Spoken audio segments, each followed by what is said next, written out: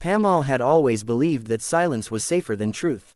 In a house where voices rose quickly and love was measured by obedience, silence felt like armor. But that night, as rain battered the windows and the electricity flickered, silence became the loudest sound of all. Pamaal lay on the cold floor of the living room, his chest tight, his eyes open yet unfocused.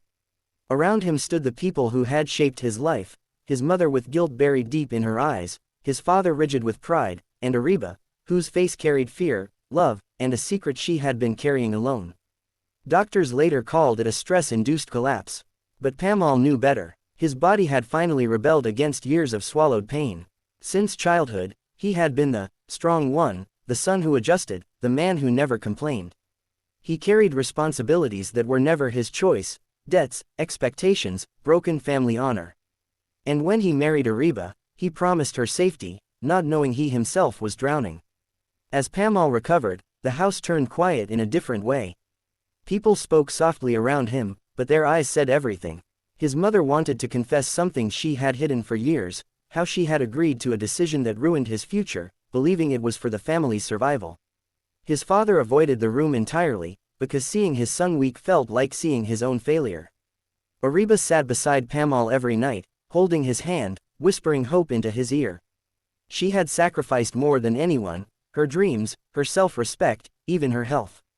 She had taken a job in secret to support the household when Pamaal lost his, enduring humiliation just so he wouldn't feel broken. But secrets have a way of surfacing, and hers was about to change everything. The turning point came when Pamaal overheard a conversation he was never meant to hear. Weak but awake, he listened as his mother admitted that the family's biggest betrayal was not from outsiders, but from within. The truth shattered him. The sacrifices he thought were fate were actually choices made without him. For the first time in his life, Pamaal cried openly. Not quiet tears, but the kind that carry years of suppressed pain.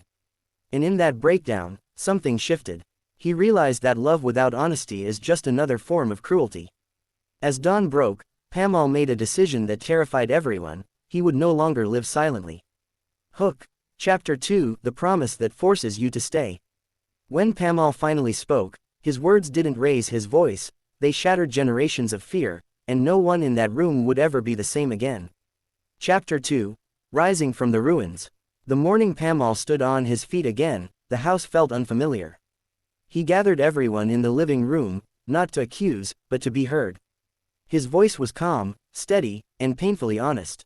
He spoke of exhaustion, of carrying burdens that were never shared, of love that demanded sacrifice but offered no protection in return.